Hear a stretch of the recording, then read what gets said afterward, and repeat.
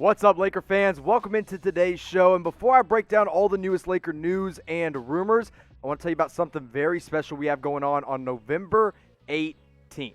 I'm going to be live for all 60 picks over on our Chat Sports channel at youtube.com/chatsportstv. So if you're not subscribed to the main channel, I don't know what you're doing. You're going to want to subscribe and turn on your notifications because all 60 picks all night long, I'm going to be live with you, breaking it down. Even when the Lakers pick at 28, we'll have a video on this channel as well. So you want to make sure you subscribe to the Lakers Report if you're not already. But now, let's get into today's show.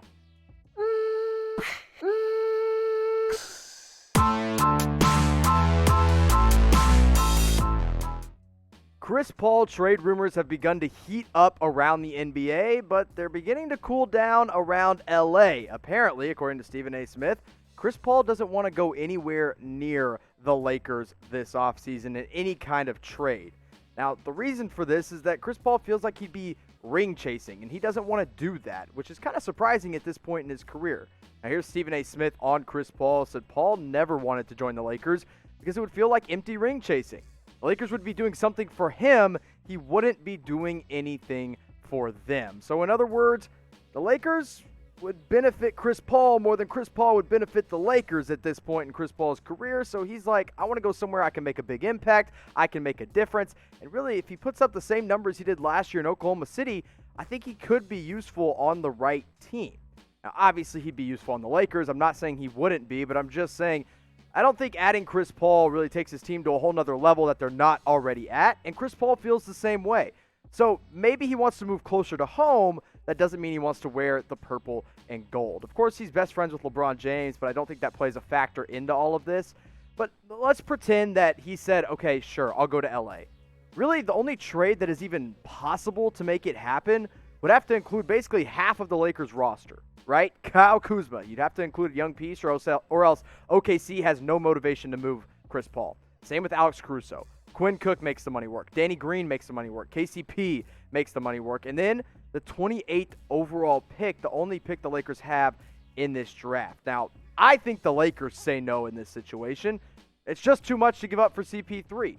But who do you think says no? Let me know in the comments. I expect to see a lot of Laker votes on this one. But we can daydream for a second and look at what a team would look like. Look, you can put CP3 in that backcourt. You keep Avery Bradley in there, who we'll talk about later in the show. And you have your defensive guy and you have your playmaker guy alongside LeBron, Anthony Davis. And assuming Dwight Howard returns, that's your starting five. And it's a great starting five, especially if they were all in their prime. Imagine prime CP3, prime LeBron, prime Dwight Howard. That'd be a ton of fun. But they're not in their prime. So you don't give up your future assets for one guy that's going to take up all the cap space in the world for this Laker team, especially if he doesn't even want to be here. So let me ask you this question. Where do you think Chris Paul will play next season? It looks like it could be Phoenix. Maybe it is Los Angeles, although I highly doubt it. But here's what I'm going to do. I'm going to make this a pinned comment on today's video so that you can scroll down and respond and tell me where you think Chris Paul will play next year. Now, one guy that also might not be playing on the Lakers next year is Danny Green, and he knows very well that that is a very realistic possibility.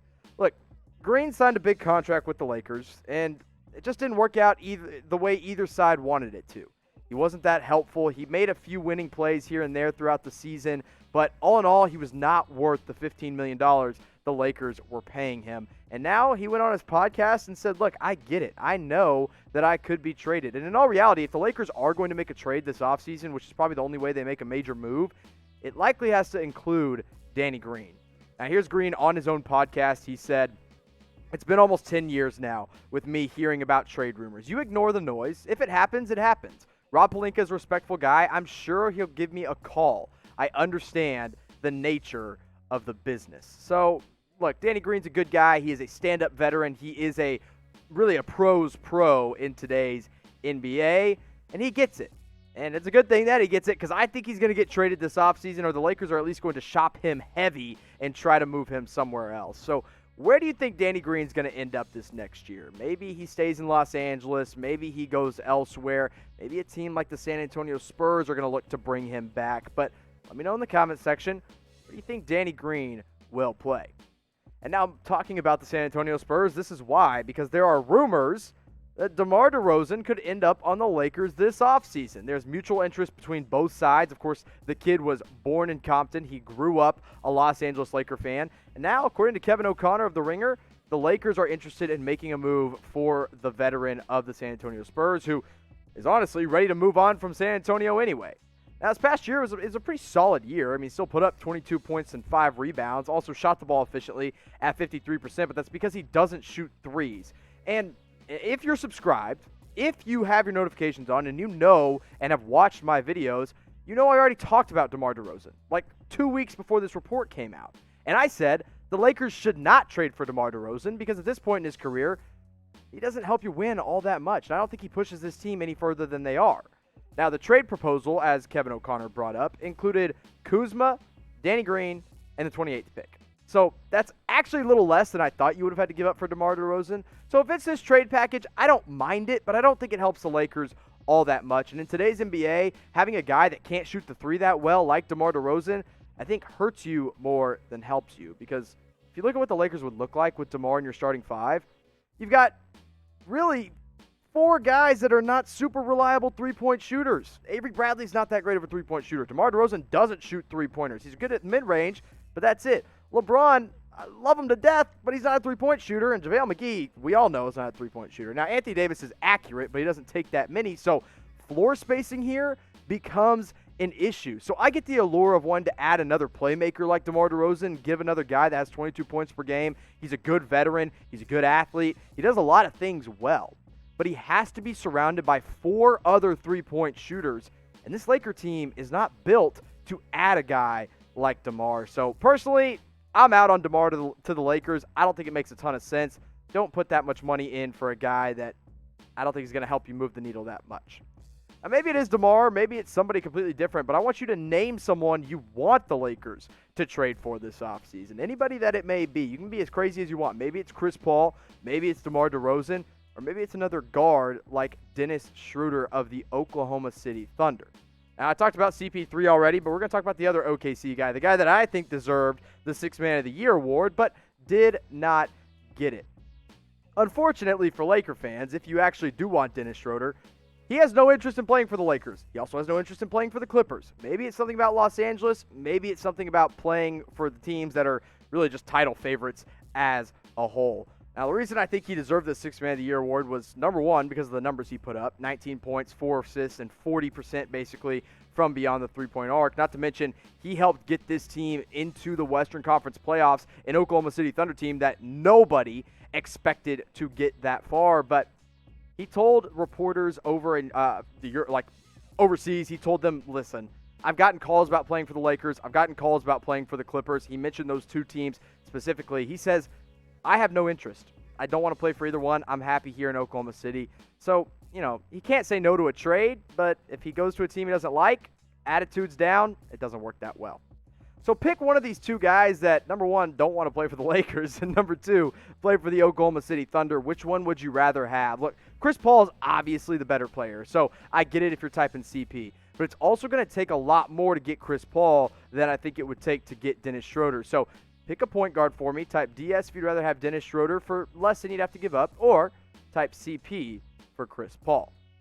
Now, if you're a football fan, you can start betting on football today at chatsports.com/Lakers. We're hooking our Laker fans up with a awesome 125% deposit bonus. Now, what the heck does that mean? Well, when you use promo code LAKERS125, if you put $100 down with BetUS, they will give you $125 for free to play with. So whether it's college football, whether you want to bet on the NBA title odds right now, hint, hint, Lakers are the favorites, so go put your money down now, or you want to bet on some NFL, whatever it may be. Heck, the Masters are on right now. Bet on some golf with BetUS at chatsports.com/Lakers. One more time, that promo code, LAKERS125.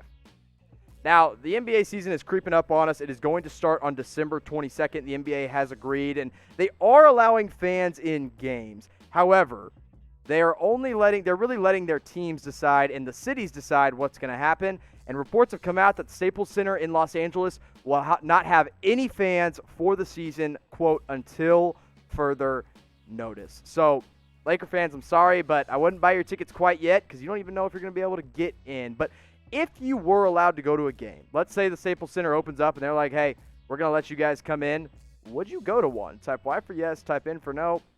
Personally, I'd be at a basketball game. I would love to watch a team live. I haven't watched a sporting event in a while, so I'd be doing it. But let me know what you guys think in the comments. There are no wrong answers, all right? So one piece of news there for you. And we'll get one more little piece of news right now about a current Laker, but potentially a former Laker this offseason is Avery Bradley.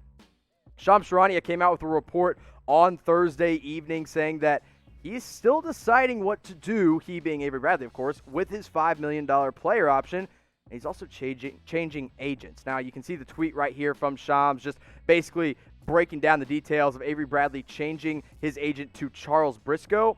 I don't really know much about the agent. I don't know if he has any connection to the Lakers. But it's the most interesting part of this was that Bradley is still evaluating whether to opt in or decline his $5 million player option. And here's why. I mean, listen, he didn't have a great year. He had a great year from a really making an impact standpoint, but the numbers weren't all that outstanding. If I'm Avery Bradley, I'm opting in. And there were reports earlier this offseason that he was going to opt in. Now, all of a sudden, we don't know what he's going to do. And I don't know what he's going to do either. I think he'd be smart to opt in, but who knows? Maybe he's going to chase the bag and try to get more money elsewhere. But sorry, I don't think Avery Bradley's getting more than $5 million from any team, including the Los Angeles Lakers. So what do you think Bradley will do? Don't tell me what you think he should do, because I know what he thinks. I think we all agree he should opt in. But make your predictions right now. What will he end up doing? Type I if you think he's going to opt in, or type O if you think he's going to opt out. Laker fans, I appreciate you watching today's video. Make sure you subscribe and hit those notifications, and I'll see you next time.